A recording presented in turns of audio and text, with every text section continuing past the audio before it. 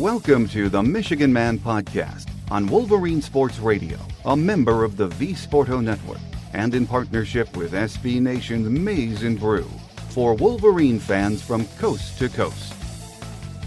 Go Blue and welcome to the show. I'm your host, Mike Fitzpatrick. Well, it's almost time for another season of Michigan football. I don't like summer just flying by, but I am ready for the season, and I know most of you are too. Big Ten Media Days is next week at Lucas Oil Stadium, and for just about all of us, that signals the start of another much-anticipated season. In the coming weeks, we'll begin previewing this edition of Michigan football, but for now, today, we still have a lot of recruiting news to talk about. The barbecue at the Big House takes place next weekend. It might not be the event it used to be, but it is still a very important recruiting weekend. Not just for the class of 24, but well beyond. We have a long game day segment this week, so let's get right to it. Joining me with all of the latest news is recruiting writer E.J. Holland from the Wolverine on 3. So stay with us.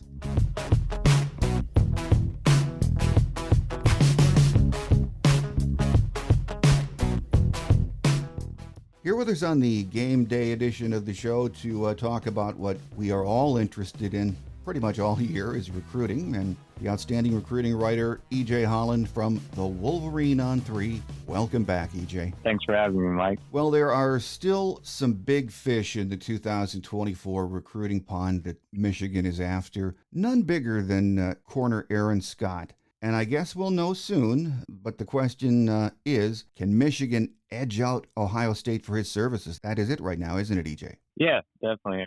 So he's set to make his decision on July 30th, which is 9 days from when we're recording this, so the decision's right around the corner. Look, it's going to be tough for him to say no to Ohio State. You know, he grew up in an Ohio State family.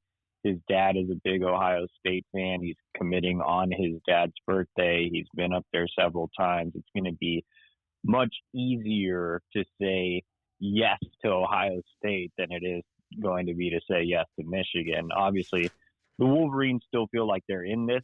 There's still some optimism around Ann Arbor. They have made this recruitment much tougher for Ohio State than I'm sure the Buckeyes expected. Steve Klingscale has done a fantastic job of building relationships with Scott and those around him. They really impressed Scott and his family. On the official visit in June, the opportunity is there at the corner position.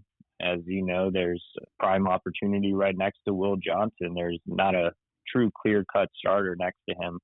Going into the season, now obviously Aaron Scott wouldn't enroll until the following year, but they are selling him on having an open competition next to Will Johnson. Will has been actively involved in this recruitment, spent a lot of time with Aaron Scott on his official visit. Michigan's been pitching him on the villain role, you know, spurning Ohio State and pulling a bit of an upset in similar fashion to Jordan Marshall earlier this cycle, who is also an Ohio native and picked Michigan over Ohio State. Now, again, I think the safe bet here is Ohio State. I don't have a prediction in. If I had to put one in, it would probably be Ohio State, but Michigan, those on the Michigan side do not feel like they are out of this yet. They're still full court press. The commits have been very involved. If you follow social media, you see they're tweeting at Aaron Scott every single day. I was with Devin Baxter yesterday, Michigan's on 300 Edge commit, and he told me they're in that group chat with Aaron Scott every day, every hour. So they haven't given up hope yet. They still have some optimism, but while signs point to Ohio State, and I would probably be in that camp, Michigan has exceeded expectations in this recruitment. It would be a great victory for Michigan if we could pull him up to Ann Arbor, but we'll know soon enough. But yeah, I would be very, very surprised. That would be very tough for him, especially with his dad on his birthday and being an Ohio State family, but we'll know soon enough. I know Bryce Underwood is class of 25, and he's set to make his decision. I think it's on January 6th, but I get so many questions about this kid, more than anything on the recruiting scene. In your opinion, does Michigan still have a really good chance of landing him, EJ? Yeah, of course. I mean, he's been to Michigan more than any other school, especially here recently. He's visited so many times, including a visit last month. He might be back this coming week as the dead period briefly lifts, though nothing is set in stone. I think that he's developed a great relationship with quarterbacks coach Kurt Campbell. Jim Harbaugh has obviously been personally involved in his recruitment. Guys like Steve Klinkscale and Ron Bellamy, who have deep ties around the Detroit Metro, have been involved as well and have known Bryce since he was an underclassman.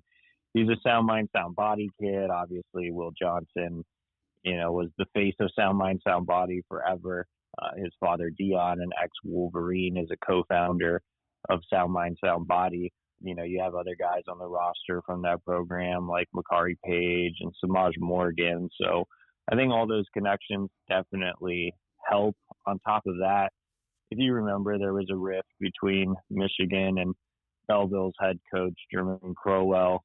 Crowell has been dismissed after some allegations of recruiting. So you no longer really have that roadblock in front of you as far as not having the high school coach in your corner. I think Michigan's done a great job of rebuilding relationships at Belleville with Crowell out of the picture. So, again, that's a plus. I think if Michigan opens up the offense a little bit more, that'll definitely help. I mean, Bryce is very fond of J.J. McCarthy. He also knows there's, a chance J.J. McCarthy leaves after this season, and there's a possibility he could come in and compete for the starting job as a true freshman. I don't really think Bryce Underwood is afraid of Jaden Davis or anybody. Even if Michigan brings in a transfer, I think he sees a potential open competition, and that's certainly appealing to him. With all of this said, I think the schools down south are going to present appealing options as well. Primarily LSU. They've had him on campus a couple of times. I think that, he sees that system as a really good fit for him. So LSU certainly making things interesting. Other southern schools like Alabama and Georgia and Texas have all offered as well. And, I hate to bring this up, but obviously when you have a five-star player at the most important position in the sport, you're going to have NIL involved, I'm sure. And, Michigan's still not doing NIL in the same way as programs from the South, and I'm not expecting Michigan to ever do that. Now, will the Empower presentation that Michigan has been pitching to recruits as of late move the needle, especially later in the process?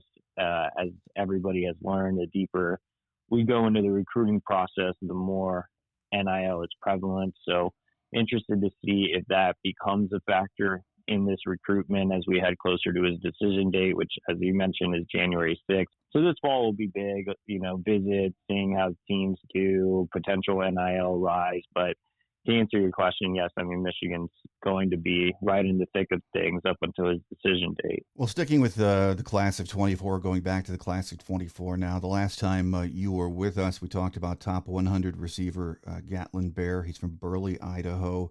He's set to make his decision, I believe, in August. Is Michigan still the leader for this kid, EJ? I mean, Michigan felt like they had a really, really good visit, but when I checked in with sources after the OV, they didn't feel like they had an outright lead, which is, why I didn't put in a prediction. Now, if I did have to give a team an edge, if I had to put in a prediction today, it would be Michigan. Like I said, the Wolverines did a fantastic job on the official visit. There's some connections there with Colston Loveland, who's also from Idaho. Colston played for Cameron Anderson at Gooding High School.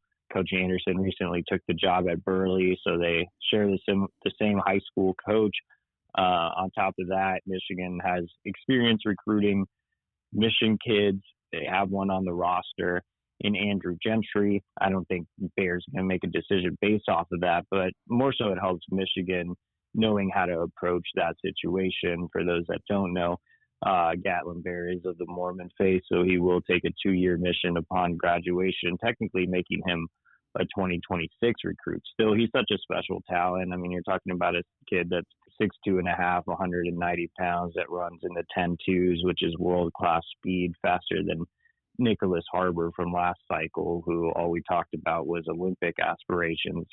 Bear's brothers are both big-time track and field athletes at the collegiate level right now. So the good thing about Bear is he's not really looking at track. He's really focusing on football. He would fill a huge void for Michigan. It's a little unfortunate that he's technically a 2026, but in terms of his recruitment, I think Michigan's done enough, but you still have two schools closer to home that are continuing to push. One is Boise State, and obviously you don't think much when you hear Boise State if you're Michigan, but Boise State's done a tremendous job of pitching him on staying closer to home. He has a multi-day unofficial visit to Boise State planned for this coming week. So during the brief lift in the dead period, Bear will be on Boise State's campus for 2 or 3 days, I believe.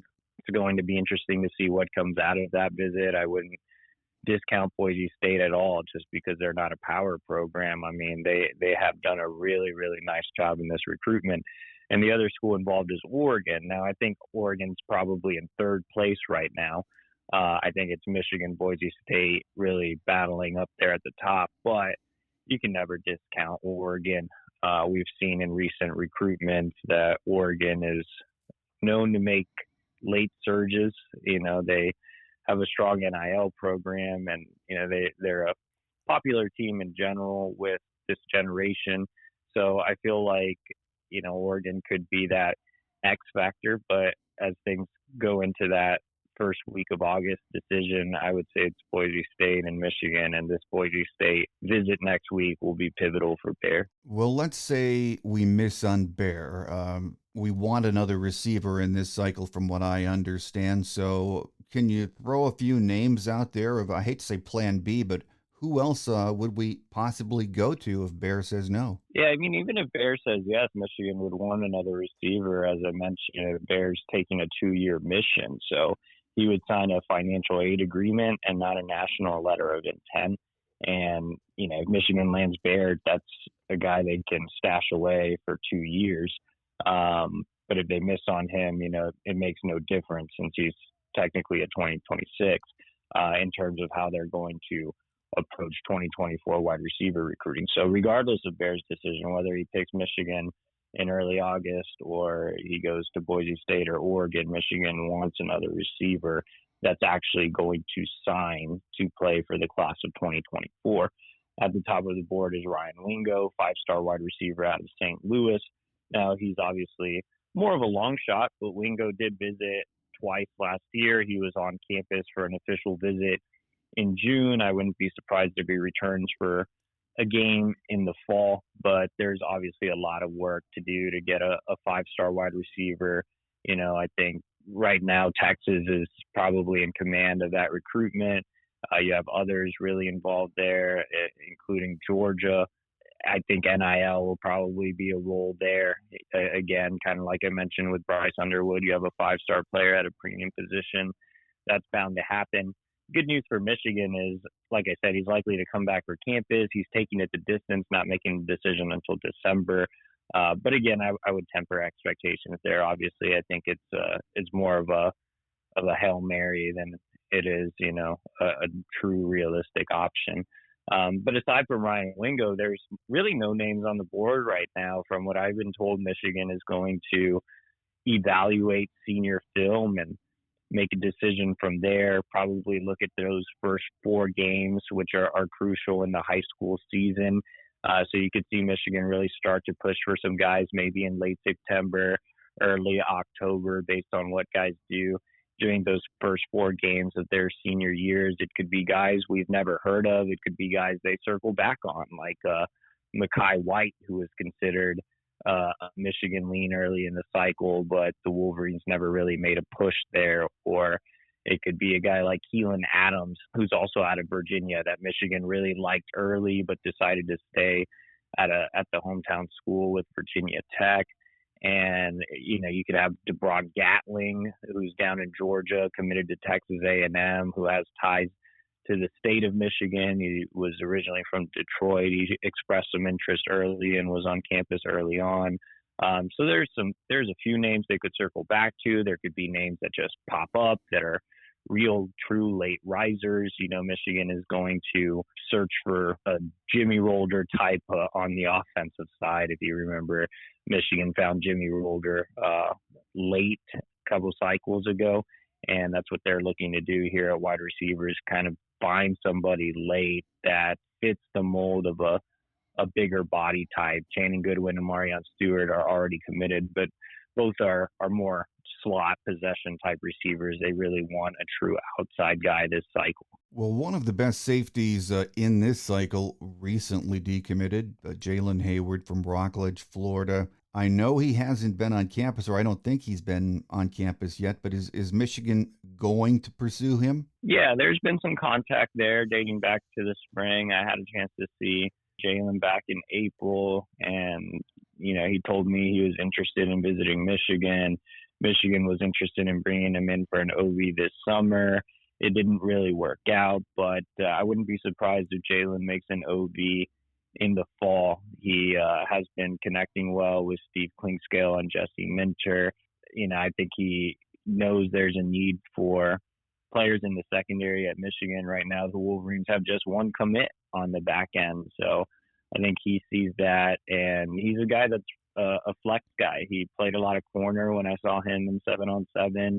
Obviously, he's listed as a safety and can play there as well. He can play the nickel. So there's a lot to like about Jalen Hayward. I do think he makes it to campus. I do think Michigan is in that mix right now. But, I think Auburn probably has the early advantage in the race after the decommitment from Georgia. There's some other Southern schools involved there. So, again, probably temper expectations a little bit, but if you get them on campus, things could get moving there. Another big-time safety in this cycle from Florida is Zaquan Patterson. He will be on campus next week. He plays in that great Chaminade program in Hollywood, Florida. But it's going to be tough to pry this kid away from the Hurricanes, isn't it, EJ? Yeah, it was interesting, reporting on Zaquan Patterson earlier this week. Initially, I was told he was going to visit Auburn, which meant it was unlikely he was going to make it to the barbecue at the Big House next weekend at Michigan. And then, about an hour later, I got a call, and it was and the source told me, he's actually going to fly into Michigan on Saturday night after visiting Auburn, and he'll spend all day Sunday on campus. So Patterson will probably miss most of the barbecue festivities, which will be taking place on Saturday, but he'll get the full day Sunday. And that's great because Michigan can give him more individual attention. I know some people saw my report and said, well, he's not going to get the barbecue experience. It's like, who really cares? It's more so giving this guy true individual attention. He'll be the only 2024 target on campus on Sunday. So he'll get, full steam ahead from Steve Klingscale, Denard Robinson, who's a South Florida native and legend, obviously. Jim Harbaugh will be able to give him extended time as well. And remember, this is his second visit in as many months. He also made an unofficial visit last month. He'll be joined on Sunday by teammate Chris Ewald, who's committed in the 2025 class and will be in his ear all weekend. So I think him leaving Auburn's Big Cat weekend early to get to Michigan speaks volumes of his interest. 2 unofficial visits, it's not really cheap to fly around and get from Miami to Ann Arbor. So I think he really loves what Michigan has to offer both on and off the field. I think this is a Michigan-Miami battle with Auburn kind of creeping up and hanging around. But, Miami's going to be tough to beat. They've been in his recruitment forever. It's the hometown school. They have a great NIL program. They've been making him a priority at the safety position, but I think Michigan has done as good of a job as you could expect with Patterson. Like I said, he's visited twice in the last couple of months. I believe he's been on campus a total of 4 times. So, he's very familiar with the program. He's expressed legitimate interest. I think having Ewald already committed is a big help. I think having Denard Robinson on staff is a big help as well. So, we'll see how this visit goes next weekend. But I think the Wolverines do have a legitimate chance of stealing him away from Miami. Well, sticking with secondary prospects, I would think Michigan would like to add another couple of corners in this class of 24, EJ. And I know we missed on a couple of really high-profile kids on the board. Any other names out there we can talk about? I think right now the focus is really on Aaron Scott and Zaquan Patterson, and to a lesser extent Jalen Hayward. I think those are probably the names to know right now. Kind of similar to what I said with wide receiver. I think Michigan's going to spend some time. Let's say they miss on Aaron Scott and Zaquan Patterson, or one of the two. I think they'll spend some time just evaluating senior film. Just like the wide receiver position, they'll look for late risers. They could circle back on guys like in-state recruit Jalen Todd, who's committed to Kansas. Todd's a guy that was on campus multiple times before they kind of cooled on him. They could look at another Kansas commit, Austin Alexander, who visited for one of the junior days in the winter. They didn't really make a push there. They could go after Emilio Agard at Philadelphia St. Joseph's Prep, who just committed to Wisconsin not too long ago. He was really high on Michigan and visited for a game last year. So those are a few names, I'm just throwing out that they could circle back to that make sense. But honestly, it's really going to come down to senior film and what Klink and those guys like from those first 4 games of their senior years. On our offensive line, we have 5 right now, 5 verbals in this class of 24. There's some talk, though, we wouldn't mind adding a 6th, and there's some pretty solid players out there we can go after, aren't there? Yeah, I mean, right now, Bennett Warren is at the top of the board, and, he's an on-300 prospect out of the Houston area. He's been to campus multiple times, including last month for an official visit, but that recruitment's just been all over the place. It's been extremely difficult to get a true read on it. He named Michigan his leader after the spring game, then he backtracked on it. Then he made his OV to Michigan. He renamed Michigan his leader. Then he backtracked on that.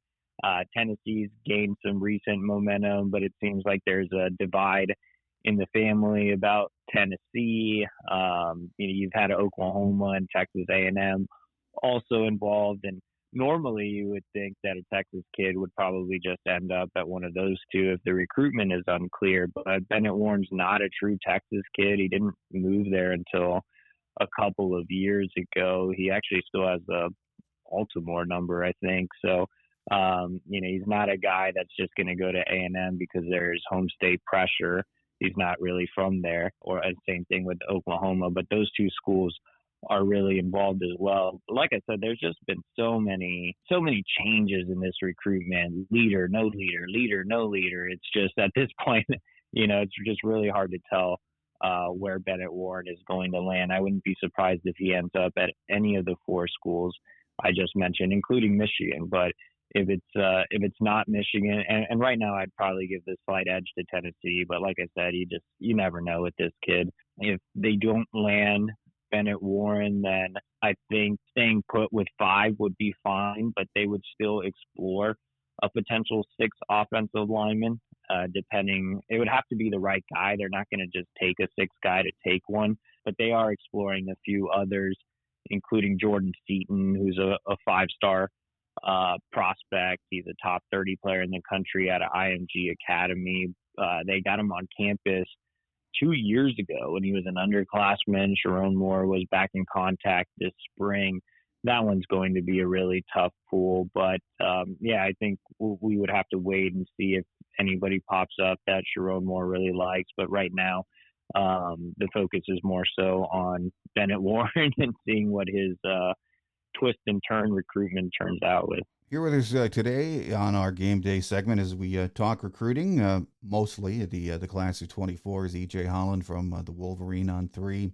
EJ, at nose guard, we missed on Scott, lost him to Ohio State. Then David Polly chose USC. Where do we go next at that position? Yeah, nose is another one, just like wide receiver and corner with, top targets flying off the board. I think that they're just going to have to reset and reevaluate some guys during the early parts of their senior seasons. I mean, they could circle back on a guy like Jasir Whittington out of Philadelphia, Imhotep Charter, same school that produced Samaj Bridgman last cycle. He's the guy they offered early that's committed to Pitt, so they could take a look at him. There are a few others, but it's hard to find nose guys, true nose guys. One guy they really like is Jericho Johnson, who's an on 300 prospect out of California. They were on him super early before he was even ranked. They've visited his high school on multiple occasions. They just haven't been able to get him on campus. So, maybe that happens in the fall. He would definitely be a priority if he expresses more interest. But, like I said, it might be circling back to guys like Whittington. It might be some late risers. So right now I think there's no real 100% plan at the nose position, just like there isn't, in the secondary if they miss on some of these guys, or at the wide receiver position. I think this is where the recruiting department's going to be key, chopping up film for the assistants and seeing who they can find late. Well, one thing you cannot account for at this time in the cycle is how many of these verbals Michigan missed on can maybe be flipped back, or how many you keep evaluating.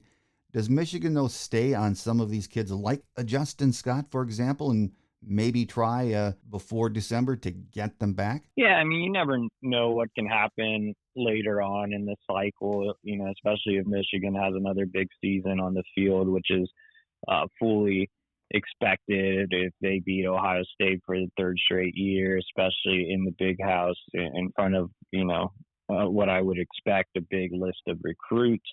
Then, yeah, I think Michigan can turn the tide. Right now it seems unlikely that they would flip a Justin Scott or somebody like that, but you never know. I mean, the later the cycle goes, the more, Michigan has a chance, just because they'll be a consistent contender for the college football playoff, and you never know what can happen at some of these other programs. I think Jim Harbaugh has obviously built a fantastic winning culture, and I think Michigan's a safe bet to not only have a big season, but just to have consistency. And I think right now, again, it probably seems a little unlikely with a lot of these guys, but, come November, things could definitely change. I think one guy that I've mentioned that I'm particularly going to be monitoring is Boo Carter. It came down to Tennessee and Michigan. He picked Tennessee. Tennessee was the hometown school. They have a strong NIL program, but he's a guy that just had such a great relationship with Steve Klingscale. He spent the offseason playing club 7-on-7 with Michigan commit Jacob Oden. He also spent some time with the Sound Mind, Sound Body program, which we talked about earlier. So, yeah, I think Boo Carter would definitely be one to watch. I've kind of likened his recruitment to Keon Sabb.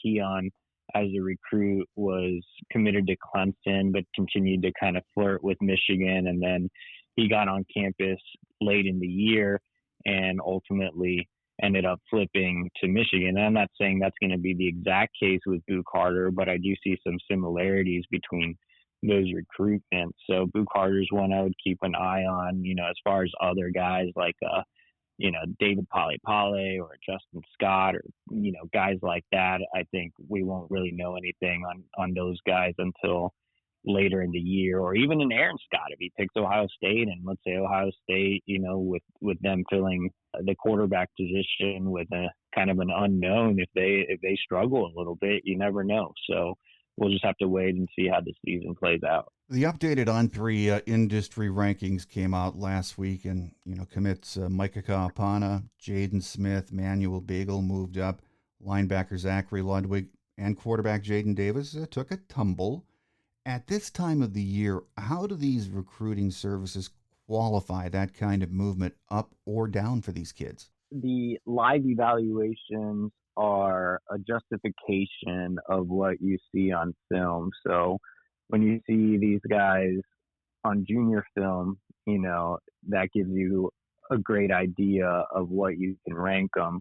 And then seeing them again in person it adds that extra evaluation. Like there's a reason that the Michigan staff or any staff across the country takes time during the spring evaluation period to spend basically every day from April 15th to May 31st on the road looking at these kids in shorts and shirts. It's to match up what they see on film.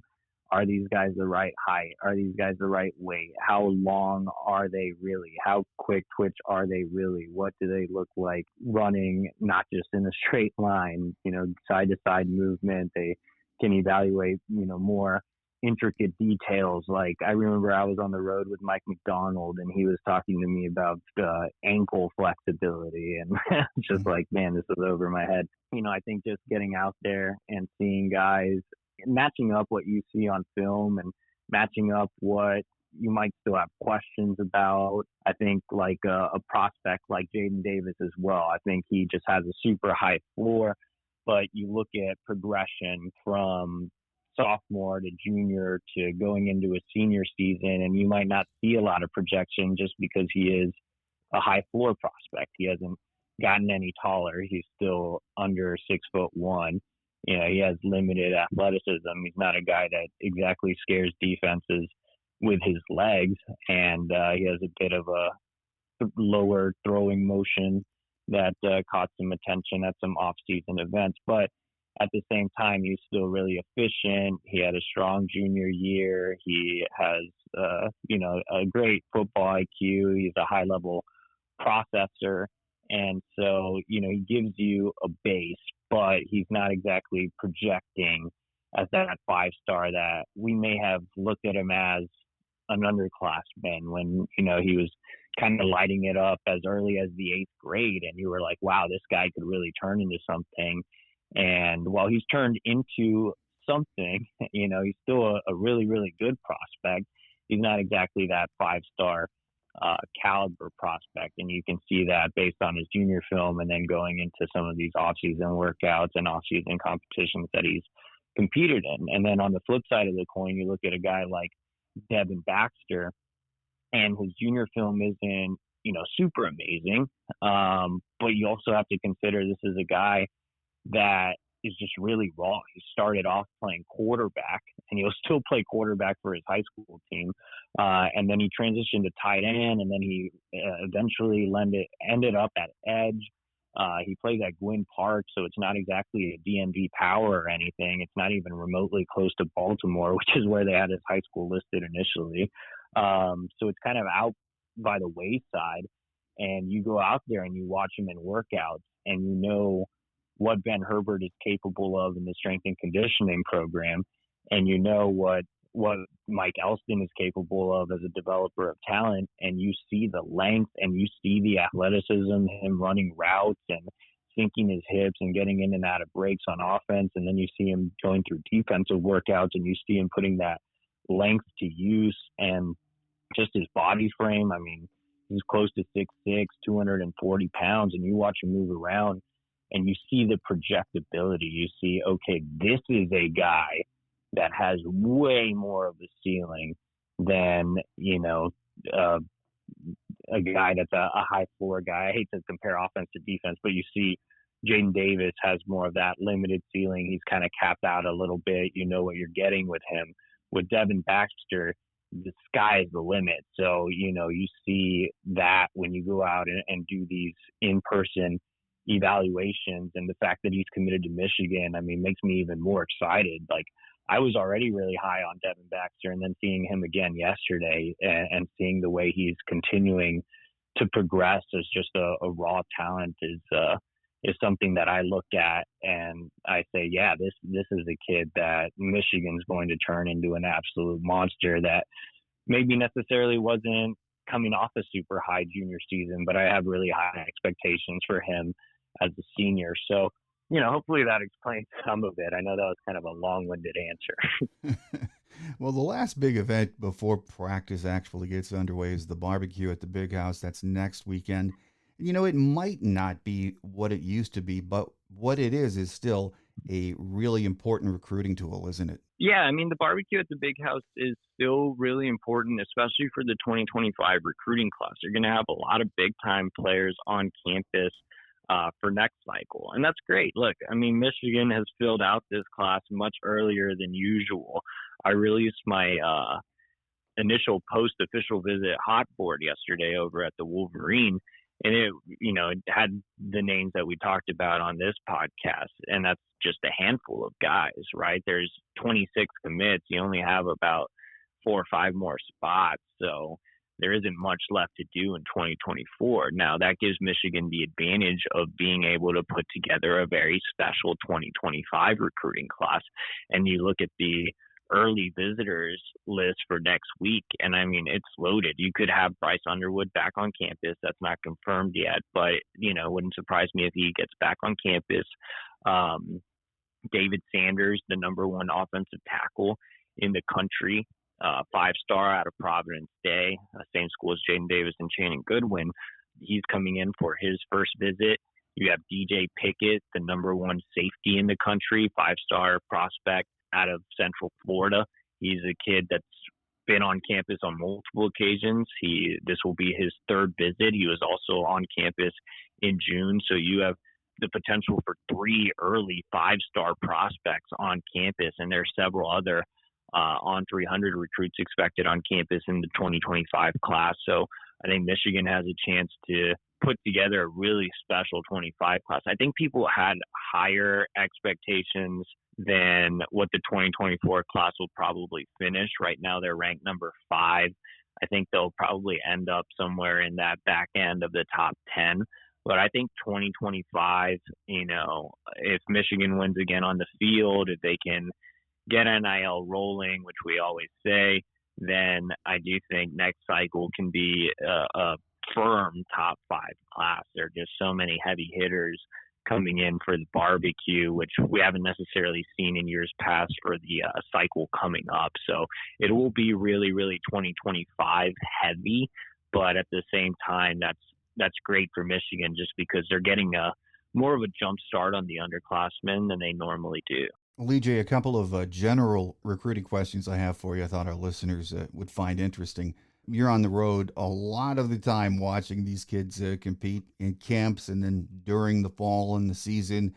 On your Wolverine podcast this week, you were asked, what 4 or 5 high school programs consistently provide the most talented players. And if you don't mind, can you run down that list for our listeners? Yeah, that was off the top of my head, so I guess I'll do it off the top of my head again.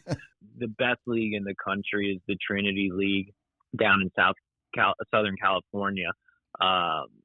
It has some of the best high school programs in the country. You think about high school football, you automatically think about Mater Dei and St. John Bosco. I mean, both of those programs produce elite talent year in and year out. Mater Dei obviously being the home school of Bryce Young, who went number 1 in the draft. So both of those California schools produce a ton of talent. Michigan was down there this spring. They lost Courtney Morgan, obviously, so they don't really have a true West Coast guy, but Jay Harbaugh has done a fantastic job of kind of stepping in, being the area recruiter out west. They kind of just gave the keys to Jay Harbaugh and said, here you go, here's the Western United States.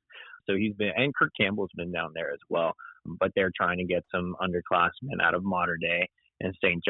John Bosco. They sent out, a number of offers at both of those schools, but, it starts off there. And I explained it on the podcast, but that was such a big reason I was so high on Mason Graham coming out of high school, and much higher on others than others on Mason Graham, just because he was dominating in the best league in the country. When I went out to see him play for Servite, it was against Mater Dei, and he had a really, really impressive showing there. So, yeah, anytime you can pull a guy out of the Trinity League that is extremely productive, I think it's a safe bet that they'll be productive at the college level as well.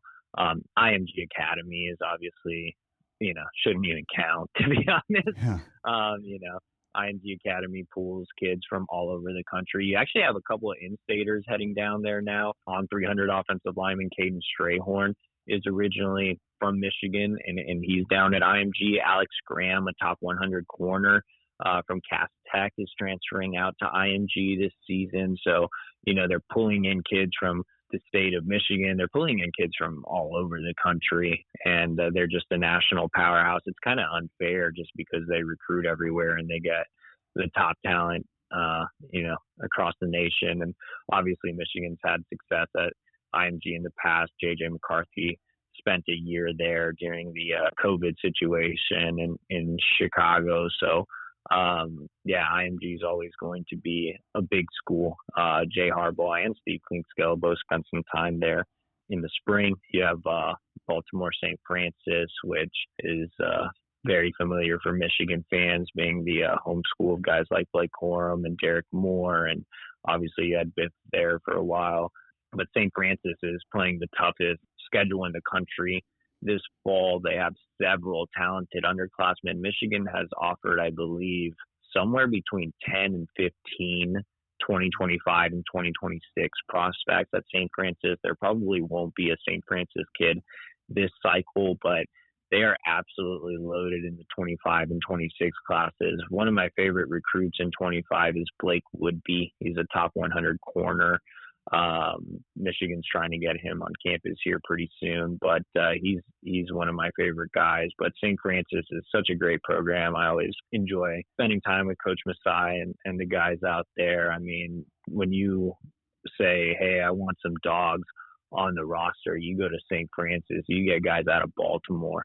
And I think and all the guys that, for the most part have come to Michigan from St. Francis have had some success, obviously, especially Blake Corum. But I think St. Francis just kind of breeds that, winner's mentality that, you have to really get out of it to be successful. And so I really like what St. Francis produces. And then obviously there are just, some other high-powered programs across the country that I would mention would be, Bergen Catholic in New Jersey always has some good talent.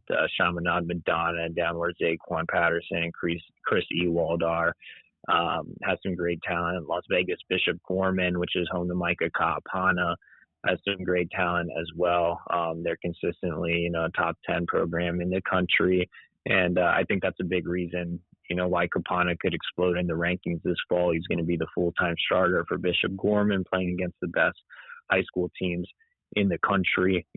I'm a Texas guy, so I'm partial to Texas schools. You look at schools like Allen and DeSoto and, the major powerhouses in the Dallas area, and all of those programs are great. I think the difference between Texas and some of the schools I mentioned is all those Texas schools are public schools, so they can't really recruit as much as, people like to say Texas schools recruit. They actually don't recruit very much since it is public. But the DeSotos, the Duncanvilles, the South Oak Cliffs, the Allens are all great schools to pull talent from. Obviously, Michigan had a couple of DeSoto kids on their roster, Jamon Green and German Green. So, those are, some of the schools off the top of my head that I can think of that are, some of the better programs in the country. And the one other is Buford down in Georgia. Obviously, Michigan has a commit there in 2025 in Mantress Walker. But, I covered Buford back when I was on the Texas beat, and they've just exploded with high-level recruits, way more than, when I covered them back then. So they've turned into a perennial power. Jim Harbaugh made sure to stop there personally. Back when head coaches were allowed to travel, I believe that was the winter. Jesse Minter was back there in the spring. So, they've really invested in recruiting Buford for the future. Well, another question I get a lot is why don't we get more players from the state of Michigan? And I mean, I think it covers all age groups asking that question, because when you look at it, we're one of the 10 biggest states in the union with over 10 million residents. So, I mean, you're around it a lot. You hear what coaches say. Do you think high school football is good or underrated in Michigan, or just not what it could be? I think high school football is good in Michigan. I mean, I don't think it's amazing. I think if you're the University of Michigan and you recruit on a national level, then, you're only going to want so many kids from, your backyard. I think it's important to get those kids. I think it's important to get, the Bryce Underwoods and the Donovan Edwards and the Will Johnsons of the world. But I think when you look at recruiting in Michigan, it's top heavy, right? You have, maybe numbers 1 through 6 are really, really good. And then after that, it's not exactly Michigan level, but that's not necessarily a knock on the state of Michigan. There are really quality players that end up playing at other programs. It's just, it's the University of Michigan. You can't take everybody, right? You only want the best of the best. So I think the numbers 1 through 6 are probably what Michigan looks for. And they might take a chance on a sleeper outside of that range, or a guy they really like that's a culture fit, like Samaj Morgan last cycle, or, someone like that. But I think when you look at the state of Michigan, it's been great the last few cycles as far as having a really high level player. We went from Donovan Edwards to Will Johnson to Dante Moore. There was a little bit of a gap this year, and then next year you have Bryce Underwood.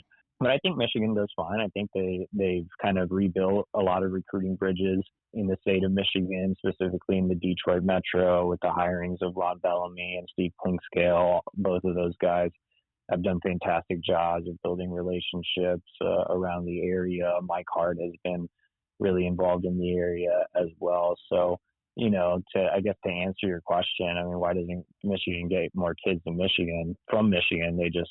They don't have to. They only have to get the guys they really, really want. And, so far this cycle, I think they've, for the most part, gotten the guys they've really, really wanted out of the state. If you look at top 6 or so guys in the state this cycle, and I'm not doing this off the top of my head. I actually pulled up my computer so I could look. If you look at the top 6 guys in the state of Michigan this cycle, it's CJ Carr, who Michigan passed on for Jaden Davis. Brady Prescorn, they landed. Nick Marsh, they never pushed for. Jacob Oden, they landed.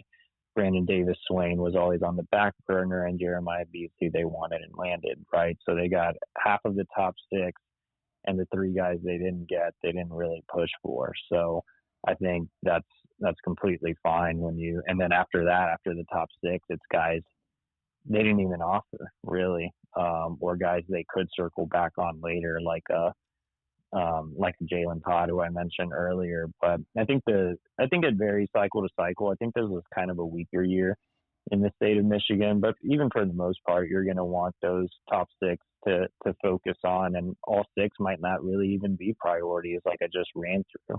So I think Michigan got the guys they wanted in state this cycle, and I don't think the state of Michigan produces enough talent to support taking 5 or 6 or 7 guys from the state every year. Well, final question before we let you get away, EJ. Big Ten Media Days next week. It takes place at Lucas Oil Field, and I'm not sure if you're going or not, but I think for most of us, this event signals the start of another season, and it just really has become a lot of fun to watch, hasn't it? Yeah, it's great that the season's right around the corner. I personally won't be there, but I know our team guys, Anthony Broom, Clayton Safey, and Chris Ballas, who do a fantastic job of covering the team, will be there, and we'll bring a ton of coverage to the Wolverine.com. But I think it kind of signifies the start of college football. It's right around the corner. I'm excited to see what Michigan does. Obviously, a lot of high expectations, and I'm sure I'll be at a couple of games in the Big House this fall. I'm excited about the high school season as well. Obviously, for me, I don't get to see every Michigan game since I'm out on the road seeing high school games. For me, I think the date I have circled on my calendar is August 12th. That's the first scrimmage weekend, and then we really get into it. And so you have a few weeks of high school football before you really get into college football. But it's great that the season's right around the corner. I mean, I even went out, like I said, I went out to see Devin Baxter yesterday just to make sure the camera was still working, just to kind of start getting back in the groove of things. And it's exciting that the season's almost here. Well, yeah, it's coming up fast. You always know it is when you get your Wolverine preview issue in the mail, and I have mine right in front of me. Use it all season and love it. Also, I'm on the Wolverine on 3 every day. I don't know how any Michigan fan doesn't subscribe, but the season's right around the corner. So for those out there, my listeners who have not subscribed to the Wolverine on 3, any deals before the season gets started? I believe we will be running a promotion here once we get into August. If you can't wait until August and you want to get your fix in right now, you can subscribe to the Wolverine.com at the full price, which is $99.99 for a year or $9.99 per month. Or you could just, try to get that monthly. What I would advise, and I'll probably get in trouble for saying this, what I would advise is get your monthly subscription, try it out for $9.99. At this point, $10 is less than a McDonald's meal. Like, I stopped just to get a snack at McDonald's the other day. I got some nuggets. It was like $10. Yeah. I was like, what's going on? What happened to the dollar menu? But anyway, I would suggest getting a subscription for a month, trying it out at $9.99, and then if you want to get the full year, I'm sure we can I'm sure we will be running some promotions in August. So I would highly suggest taking advantage of the $9.99 monthly rate for the next few weeks, as we kind of close out getting into media days, and then once we run that promo, I'm sure that you guys can sign up for that annual subscription at a discounted rate. So no real promo right now, but I think that's probably the best way to get around it. It's well worth it. So to any of my listeners who are not subscribers to either the magazine or the Wolverine on 3, I say check it out, because just football season alone will let you know that you should be a subscriber, because you can't live without it. At least I can't live without it. So check it out. Here with us today, as we've been talking recruiting and more, has been the outstanding recruiting writer from the Wolverine on 3, E.J. Holland. E.J., always great having you on the show. You're very generous with your time. We thank you and look forward to our next visit. Thanks, Mike. Appreciate it.